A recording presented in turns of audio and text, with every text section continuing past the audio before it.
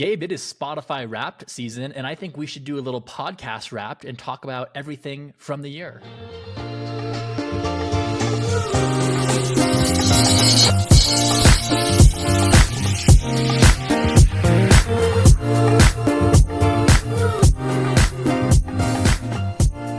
Love this idea, Zach. I think as we move into our kind of last episode probably of 2024, it's a great opportunity for us to look back on what has been, frankly, kind of a wild ride over the last 12 months for the Buffering podcast, man.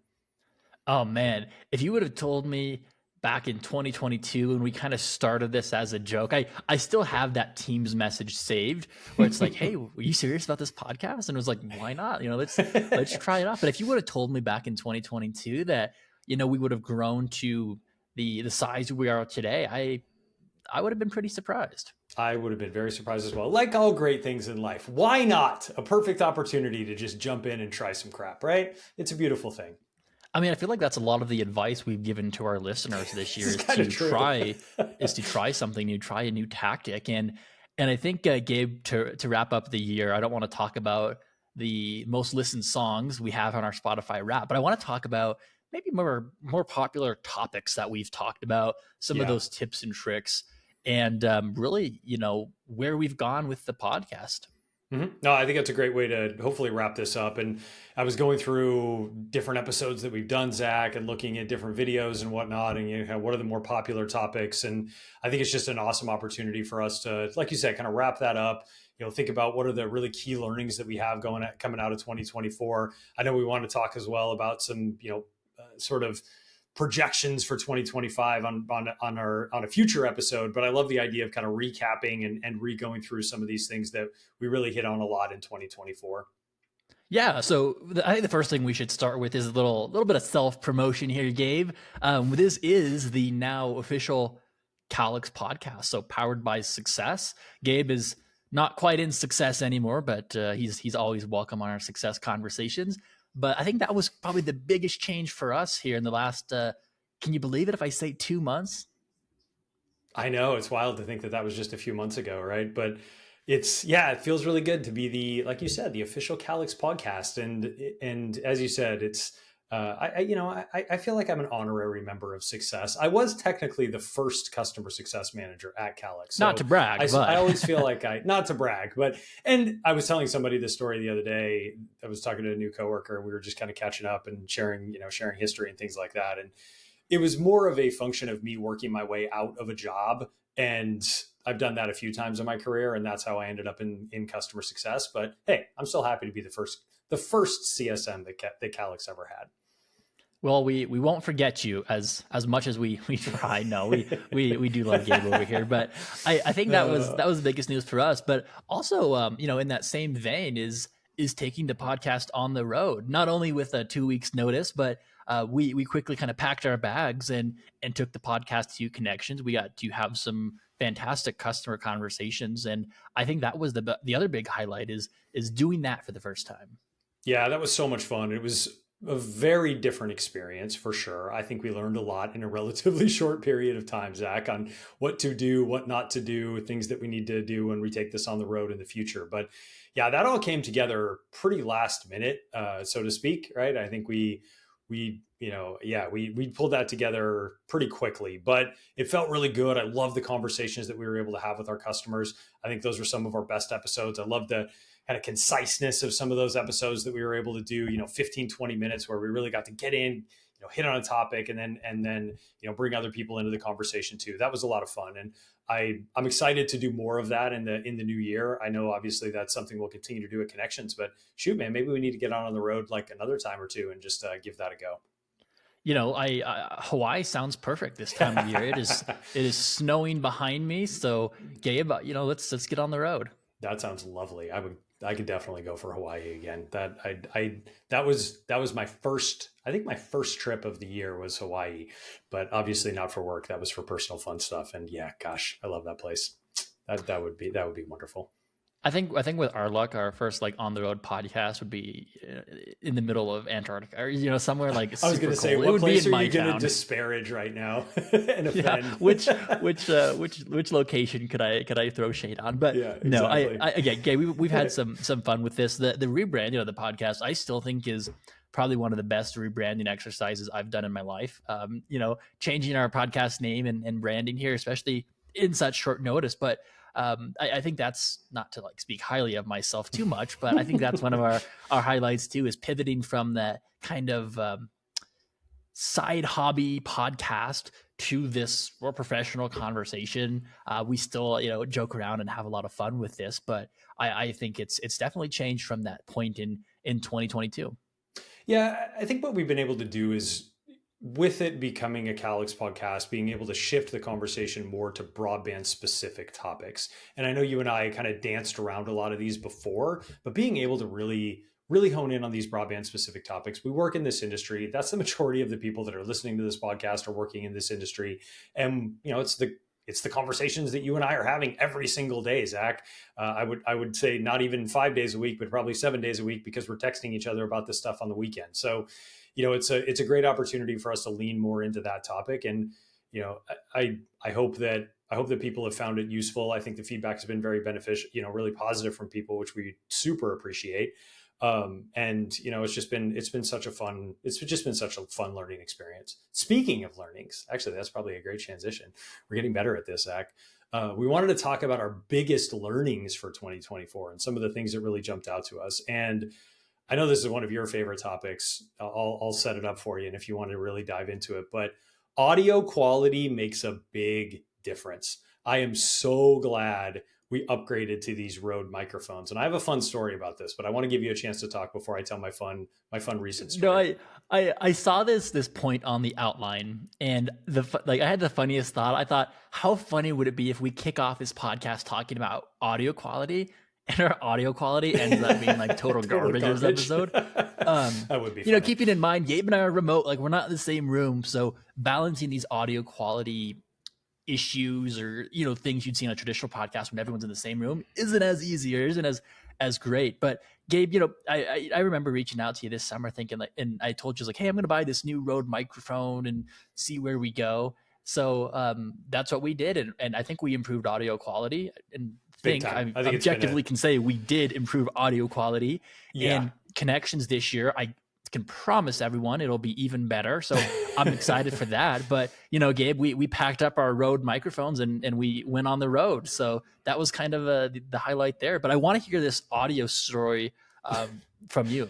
So I texted you about this from the plane. So I was traveling last week. It was kind of my last customer trip of the year, and I was on the plane, and the buffering podcast had just come out. And as I usually do, I listened to our episode to see what did we do well. Watch the game tape? Yeah, exactly. Watch the game tape. I got to listen to us talk about what we did well, what we didn't do well, things that we need to improve, those sorts of things, right? So I think it's important for to listen to that. So I was on the plane, I was listening to the episode. I got up to use the restroom, and as I was walking into the back to use the restroom, the flight attendant asked me, "What are you listening to?"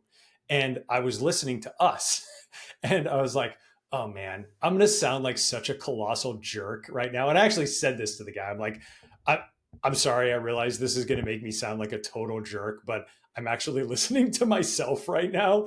And he kind of chuckles, and he basically said the same thing you did, which was, hey, it's important to listen to things that you create, to make sure that you're improving and you're, doing a better job. But I just thought that was hilarious. And then he goes, hey, I actually got a question for you about microphones. And I was like, all right, cool. So he goes, why don't you, do what you need to do and come find me after you're done. So I, pop out of the restroom, and I'm talking to him, and he's like, hey, I do some voice acting. What would you recommend for a microphone? And so I kind of told him about our journey and using the Yeti and now moving to the Rode, and, could not speak highly enough about the Rode microphones. And he's on his phone, like looking it up, immediately. And I was like, oh man, this is a perfect example of marketing in the wild, where you have a good experience with a product and you become an advocate for it, right? Just like we've talked about many times this year. And it's such an awesome reminder that when you have a good experience with a product or a service, that you are going to be so much more willing to share that. And I suspect they probably got a sale out of that guy because of the good experience that I had with a product that I purchased. So, anyway, I just thought it was an It's interesting life experience. And it's not the first Rode microphone I think we've sold or recommended. So where my referral coupon code is beyond me. I would love those benefits. But Gabe, that's one of the things we talked about is customer experience and in becoming brand advocates that this year. Another one we talked about here, and I feel like we talked quite a bit about this in the past too, is just the power of video in your marketing, whether it's on YouTube, other platforms like that. But this is something back in June, July. You reached out to me and said, I wonder if we could do like YouTube Shorts. And initially, I was like, we'll try it out. We'll see. I don't know how many people are going to listen to 60-second podcast clips. Gabe, we have tens of thousands of views on Shorts. That's where a good chunk of our subscribers on YouTube came from. Just these little 60-second clips that we're using an AI tool to basically build out of our full episode. So we've seen, I wish I had the actual number. I think it's between 20, 30,000 views on those alone. Good number of likes. Right. I was thinking it might have even been creeping up more than that, but yeah, it's been it's been a great way for us to engage. And the fact, I know Zach and I have talked about this before, but we're using the technology to make our lives easier. Zach and I have day jobs, and we've got other things that we're responsible for. So using the technology to create these clips has been extremely, extremely useful for us. And yeah, I'm a huge fan of video, and I'm so glad we did that from the beginning. And what's been interesting now, Zach, is that other podcasts that I listen to, I'm now seeing they're starting to include the video on the Spotify podcast as well. And I feel like I don't want to say like trailblazers, because that may be a little bit of a, an oversell, but I do think we were pretty early on using video podcast on Spotify. I don't think there were a lot of other podcasts that were doing video, and it's been really cool for us to kind of see the growth there and see how much more engaging it makes it for folks when they're consuming the content. Yeah, and this isn't a conversation about look how good Gabe and Zack are doing, right? This is really focused on, we recommended to our listeners to investigate short form video and figure out how you can incorporate video into your marketing, and we follow that same advice. I think, Gabe, we definitely use the advice we give our listeners, and again, that's the growth we've seen. Gabe, a couple years ago when we started this podcast, the first episode we did not have video. The second episode, you said we should do video, and much to my chagrin at the time, much to your chagrin, here we are. We're doing video, and I'm very glad we did that. Even though now I have to put something on that's not a sweatshirt and sweatpants. Hey, I'm wearing a crummy hoodie right now. So I had a webinar earlier today, and I could not get out of my fancy shirt fast enough and get into my comfy hoodie for the podcast. But yeah, it's just, the video piece is such a great way. It's also just a great way to repurpose content. We're creating this content. And this is why we're so aggressive on it for our customers as well, and for people who are creating any sort of content. It's just great to have that video content, because you can repurpose it in so many different ways, like YouTube Shorts that Zach and I were talking about. I really want us to do, I don't know if you've noticed this, but LinkedIn has gotten a lot more aggressive about the vertical short form video as well, which I kind of like. It's pretty, LinkedIn is pretty cringy already oftentimes, but the short form vertical video on LinkedIn is excessively cringy. So I'm curious if we can start, I want to start doing that, but at the same time, it sort of terrifies me. Hey, I'm not a LinkedIn bro. That is all your space. Like we can try it, but I don't know enough to build a hypothesis there. But Gabe, just to wrap up the video component here, Spotify Wrapped, buffering is now in the top 30% of Spotify video podcast. And I think that's a metric that both you and I are pretty happy with, because that's not super happy. That was never a goal of ours. And like I said, initially I did not want to do video, but again, we tried it. We've seen tremendous success, not only in the full video episodes, but in those 60-second clips as well. So again, that's kind of the spiel on short form video and video podcasting. But I want to talk a little bit about some of the takeaways from Connections, because that was a very popular episode. Again, from those customer conversations, or just to the post Connections insights that we shared. We talked a lot about how people buy internet. I'm going to go out and buy a 500 megabit per second package. well, why? How do you differentiate between 500 meg and 1 gig, or even the multi gig, 1 gig, 2 gig, 5 gig, and so on? And Hmm. that was a pretty hot topic coming out of Connections.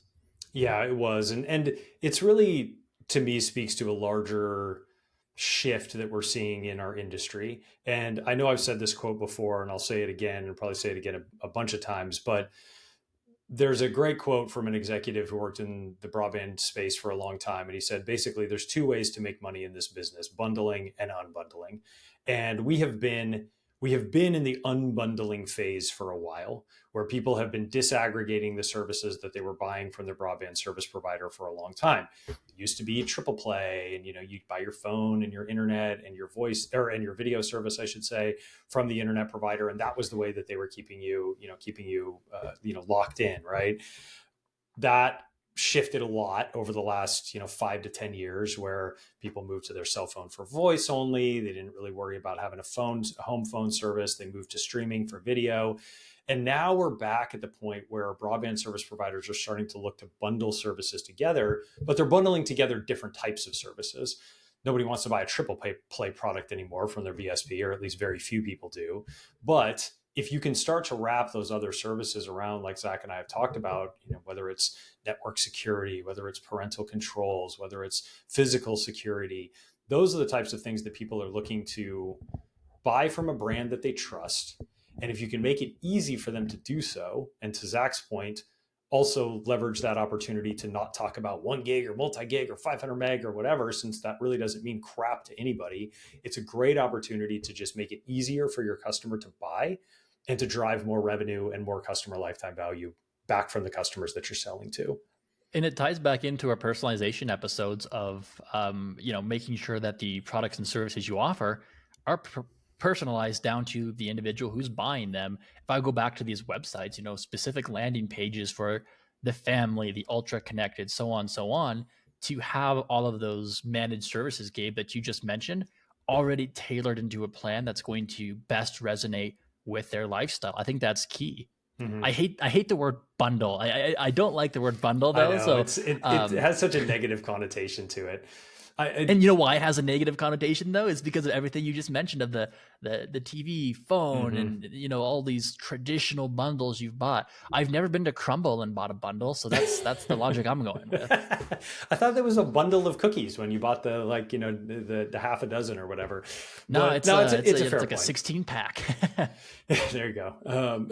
Yeah, you're right. That word does have a lot of negative connotation, which is why we're trying to talk value based offers, solution based offers. The terms that we're trying to use there are a little Solving bit a different. problem, yeah. Yeah, exactly. You're solving a problem. It's not about how can I bundle services together so I can extract more dollars out of this customer. It's how can I solve the actual problem that they're looking to get solved, which may be I'm trying to protect my kids from the terrifying world that is the internet, or I'm trying to protect my physical property from harm, from people stealing products off of my porch or deliveries off my porch, those sorts of things. And This is a great conversation, Gabe. I just had a conversation with one of our colleagues, Erica Hardgrove, here this week when we were working with a customer, and the customer had kind of come to us with this family plan, but it didn't include the Experience IQ or any managed services that would better resonate with the family. So we kind of talked about it. We said, hey, what problem is this solving with the customer if there's no family friendly features? And that question alone just sparked that's right. Like there's nothing differentiating this, legacy 500 megabit per second plan mm-hmm. from a 500 megabit per second plan. So it just goes back to, making sure that if you're building, in this case, a family offer, you've got the, managed services, or you've got the added value that's going back and solving a problem. We talk about it all the time. Competing on speed and price is just a painful battle. Yeah, absolutely. Well, and it gets back to one of the topics that we talked about, and I think we invented a new word or new phrase last week, Zach, which was repersonalization, and making sure that you're using data, you're using insight, you're using information that you know about your subscriber base to adjust the solutions that you're selling to them over time. The parent product may be perfect for me right now, but at some point my kids are going to be grown and out of the house, and therefore my needs are going to change. Zach has a very specific set of needs right now, and if he chooses to have a family at some point in the future, he's going to have a very different set of needs. No, So I'm understanding always where going to be people the are ultra at in that. connected household. That's going to be my lifestyle. But Gabe, That's I think that probably just goes true. back to to wrap that conversation up, and going back to my broadband audience, you know, when you walk downtown, no one's talking about themselves as a 1 gigger or 500 megabit per second or however you would say that.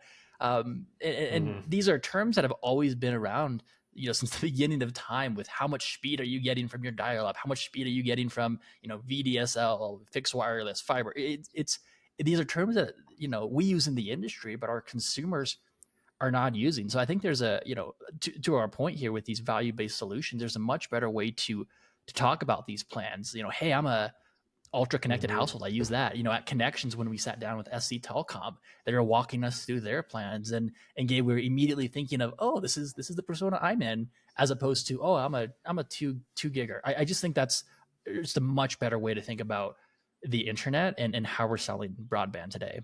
Which again is another term I don't Yep, like, broadband. Gabe, absolutely. we talked about that last week.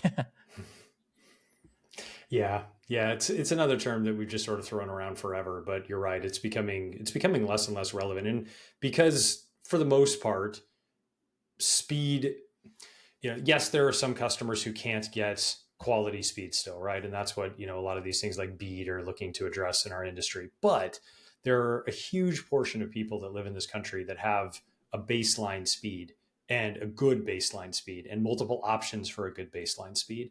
And if that's the case, then what is the differentiator at that point, right? It has to be marketing, and it has to be talking about your services in a different way.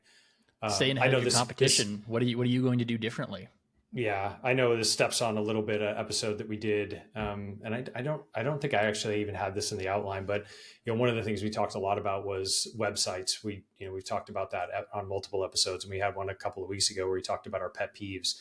And I was just on a website this week where I was, well, one, I had to scroll for about 3 minutes to get to the bottom of this thing to finally find the different prices and packages, but everything was focused around discussion about the technical differences between fiber, and really detailed discussions about it's delivered over over technology that's the size of a strand of hair, and the light pushing through, blah blah blah blah. People Laser, just don't yeah. care about that stuff. It's just like, what are we doing here, people? Like, your average customer does not care about that. And it really gets to how you're setting up those services for your customers, and how you're explaining them. So anyway, And I know we beat this one I to death. It's just such an important topic. I don't feel like we can't talk about it enough.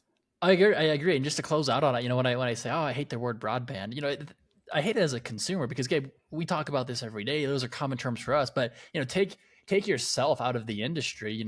If you're Jane Doe on the street and someone's talking about broadband, you're like, broadband? What Right. lasers and the fiber the size of a hair? Like that's just not going to resonate with people as opposed Mm-hmm. to solving their problem. So now that we've beaten that, let's let's talk a Let's little bit shift to about another something else. topic that we beat to death this year, which was AI, and especially iOS 18 and Apple. We I talked a feel like lot we about haven't that quite this year. beaten like Ah, okay, AI to maybe not to death death, yet. but Well, no, Apple Intelligence, I say when I say AI, but we've got to talk about iOS 18 because, Gabe, at the beginning of the year, or back in June, it's been a long year. Back in June, we talked about Apple Intelligence and how this new thing Apple was going to release in the fall, all of these features, and how it's really going to be the first kind of, I don't want to say the first maybe, but it's going to be this massive AI rollout to the consumer, right? So now we've had tools like Chat GPT, Microsoft Copilot. I think we have two use cases there, consumer and enterprise. But now with mm-hmm. iOS 18 and Apple Intelligence, they're rolling this out to the latest Apple devices. So it's going to be in the hands of everyone. And it's December. We've been beta testing this since I think June after that first or second beta there. It's evolved quite a bit since then. Gabe, I need to go back, but I'm very underwhelmed. I am very much not a fan of Apple Intelligence. There's a couple of things we said to keep an eye on as a marketer, and those I still think remain true today. Back in June, I said these notification summaries are going to be potentially problematic because Hmm. as the marketer, your messages and however many you send, keep that in mind too, are going to be summarized and condensed down.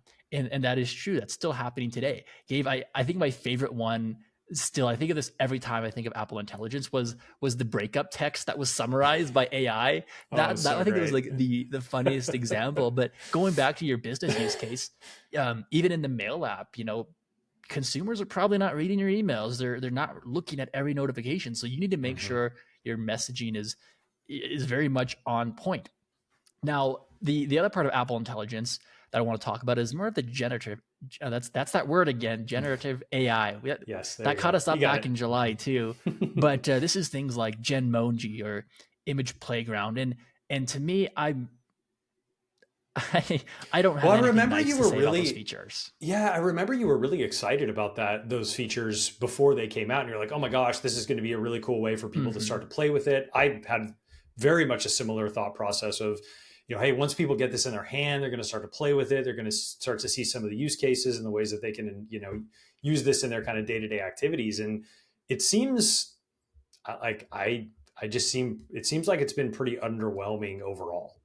It feels like a very non-Apple feature. And when I Hmm. say that, I'm specifically thinking of Image Playground. Like that app is genuinely so bad, and there's no real use case around it. So to me, it's just like a gimmick. Now, Hmm. Genmoji, I think it's cool. I've used it a handful of I times was going to just for say, how many fun. Genmojis have you sent in the last, whatever, 3 months? Oh gosh, well it's funny because like you can like prompt it and be like, Gabe on Excel, and it'll like pick Gabe from your contacts and like put a chart. And I have tried that one, but it's just one of those things that's I'm I'm not a huge emoji user to begin with, which Hmm, is fair. probably like a small lie there. But like from a Genmoji perspective, I just don't see the use case. So I think there's still a ways to go there. Now I'm not saying Apple Intelligence is bad by any means. It's still impressive. It does have that Chat GPT integration now, which Hmm. it's had a few hiccups as well. But I think the biggest thing here from a marketing standpoint, as predicted, is the messaging you use in your notifications and in your emails. Anything going out to consumers that has the possibility of being summarized by AI, as a marketer, very much want to stay on top of that. Yeah, I think that's a good point. And I also think about how I'm using, kind of shifting the conversation now to like, speaking of AI, like how are we using it on a day-to-day basis? Summarizing email, summarizing Teams threads, especially if you've been traveling and you end up with this, long email chain, and you're like, oh my gosh, do I really have to go back and read through all of this thing? Hey, actually, let me just use Copilot to, give me a quick summary of what's going on here. Or same things, catching up on a long Teams thread. Let me just get a quick summary of this. Those are the ways that, when I think about it on a day-to-day basis, how I'm using AI probably most frequently is that, and then also helping it do research for me. I've been doing that quite a bit as well. I think it's quite good around that. But outside of those use cases, I don't know. I don't know. I'm not sure that there's, I'm not sure that it's been as impactful on my day-to-day activities as I was hoping it was going to be. Yeah, and Gabe, we're not going to endorse or recommend any specific AI tool, but when we think of like the day to day activities, I think Copilot has been great from an enterprise perspective Agreed. in doing a lot of what you just talked about. Well, But I think because of it's like me as a integrated into the tools that you're using exactly, and already. That's the bit. that's where I wanted to go back to iOS 18 Apple AI. It's integrated into my phone, but I'm really just you know, like I said, some features are still not quite there. The use case isn't quite there. Hmm. I think the notification summaries are fantastic. That's my favorite iOS 18 feature, spot on there. But some of the other ones, Image Playground, Genmoji, um, can't wait to see. There actually is one example I should talk about because I'll be posting it on Instagram this week. But it's a picture of like me and my siblings, and like we're at like this Christmas light thing, and like you can sponsor as a business these different Christmas light stations, Hmm. and like they put your sign in the background. But there's a tool in the Apple Photos app, and I think Google has their version of this as well. Yep. It's like And you can magic like eraser or circle something. something exactly the Hmm. magic eraser. You're looking at circle the sign is what I did in this case, and it removes it. And it did a very Nice. good job. I've done it with like people in the background, like wedding photos too. Uh-huh. And I think of like Adobe because like on Photoshop, man, I would have gotten like the patch tool or the clone stamp tool and would have been like spending a few minutes doing that, but Hmm. that was impressive too. So I think from a photo or a camera, videography videography standpoint, kind of tying it back to the podcast, how we edit these episodes, there's some pretty fantastic tools out there as well. But Yeah, enough about AI. I think we'll continue to talk about what's next for AI in 2025. definitely. But Gabe, we did a pretty fun episode on leading and disrupting, and how you can be that successful business as well. Mm-hmm. Yeah, and this was a fun episode, and it was really interesting to kind of think about some of these companies that make these asymmetrical bets. When we were talking through this, we were talking about Meta making their huge investments in their what do they call it, Reality Labs, is that right? The name is escaping me. I think that's it, which is where like all the Oculus stuff lives and things like that, and where they're trying to make the smart glasses, which continue to get smaller and smaller and smaller. And it's this balance of investing for the future while still keeping an eye on the business that you want to, the current business that you want to be a leader in. And I think the big takeaway for me there, Zach, as we were going through that episode, was just finding that balance between thinking about what are the things that are going to drive your business forward in the future, and balancing that out with the needs of the current business, and how do you make those smart strategic investments to figure out, okay, if I make a bet here, what is it going to pay off, and how is it going to pay off, and specifically looking at things that are a bit asymmetrical, so to speak. There was news this week.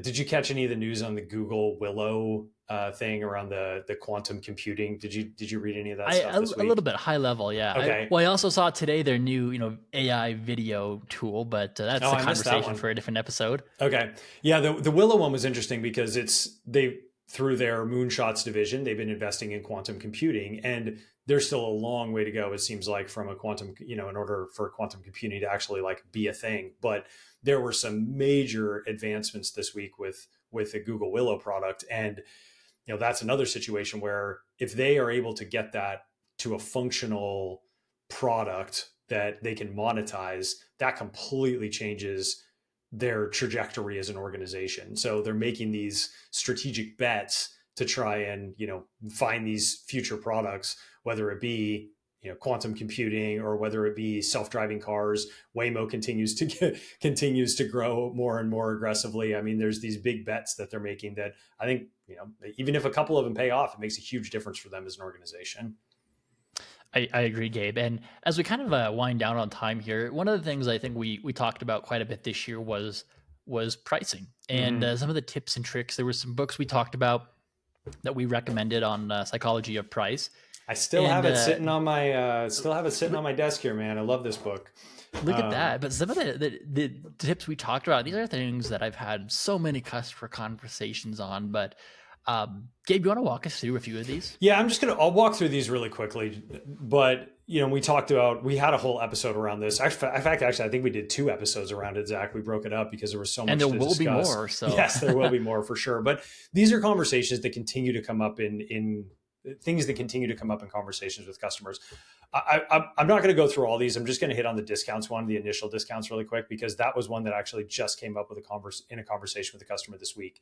So the topic here was initial discounts. So if many broadband service providers will offer a initial discount for 12 months, for 24 months to get people excited about signing up for the service. And then after a period of time, they will increase that price. And one of the things that I learned through the research in this book is that there actually is a sweet spot for what that discount should be. And that discount, in order to maximize your customer lifetime value, is about 15 to 20%, somewhere in there, a 15 to 20% discount.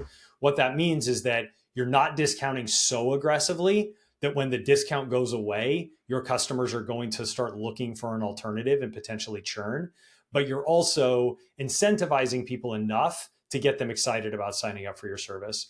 And I know I've talked about this in the past, and I actually think that I said last week on the podcast that if I were running a BSP, I wouldn't offer initial discounts because I don't like the lack of transparency aspect of it. So I do think there's like a philosophy thing that you need to determine first with, if you're a BSP, is like, do I want to just be the transparent BSP who just talks about prices and I don't change them? Or do I want to be the one that has a little bit of a discount to get people to sign up and get them excited about, coming in for the service, signing up for service? So there's a balance there. I think it is important. And if you are offering initial discounts, certainly be transparent about what the normal price is going to be after that initial period. But I think that pricing discussion is really interesting to kind of align around what that sweet spot is to maximize your customer lifetime value. Gabe, every episode we have done this year has had a pretty big focus, or maybe even a subtle focus, on customer experience, and really focusing on how you can make that better for your customers and for your subscribers. And here, as we move into January, I know we've got a good episode planned here in January, and I'll kind of give our listeners the roadmap. But January, we want to kick off with some 2025 predictions. Gabe will have his magic ball out, and we'll see if we can look into the future. Magic 8 ball. Yeah. We'll see what we can And find then out. we'll look again into customer experience. I think that's a big topic we want to focus on in 2025. Kind of using these 2024 episodes as that foundation. So, definitely go back throughout the year. Gabe and I have talked about a lot today very quickly, but keep in mind everything we talked about. We did one, if not, 2 or more episodes on. So we've had some pretty deep discussions into all of these topics. And again, as we wrap out the year here, these are some of the highlights from the year. Everything from Gabe and I kind of relaunching the podcast, taking it on the road to Vegas, as one does with the podcast, and seeing those growth metrics, and then again having these great conversations with customers, sharing these best practices, tips, tricks, some of the tools we use. But Gabe, I'm excited for 2025. I'm very excited to see where the podcast goes. I think in the past 6 months, again, we've seen some tremendous growth following our own best practices. So we might be onto something here. I hope so, man. It's been such a fun experience, and just been really enjoyable to kind of get on, have these conversations with you, talk through this stuff. I think it's been really good for us to, kind of coalesce our thoughts around, making sure that we're talking about this in the right way and hopefully a smart way. Our big thing with this, Zach, I think from the beginning was just, we want to entertain, right? That's the beauty part of the podcast, is it can be a little bit more of a casual conversation, but we also want to educate. We want to inform. And, Zach and I say this all the time, but, maybe I won't speak for you. I don't have all the answers, but I think that's the really unique part about our job, is that we get to talk to really smart people every single day, both internally and externally. And we're in a really unique spot to be able to bring back a lot of that feedback, insight, business acumen that we get from, again, the smart people that we get to work with every day, and hopefully share some of that knowledge with everybody. So we really appreciate everybody tuning in and listening. I know this is definitely a labor of love for Zach and I, but it's been a really fun experience, and we have had a lot of fun doing it in 2024 for sure. Absolutely. So to close things off, Gabe, for the last time of season 3, and then we will move into the next season of the podcast. Thank you, everyone, for tuning into Buffering. And if you enjoyed this episode, don't forget to follow us on your favorite podcast app. And as a reminder, Spotify does have that video podcast. So if you want to see Gabe and I react to each other, you have that ability to as well. So don't forget to do that. Share it with your friends and colleagues. And for more insights and updates, be sure to connect with Gabe and I on LinkedIn.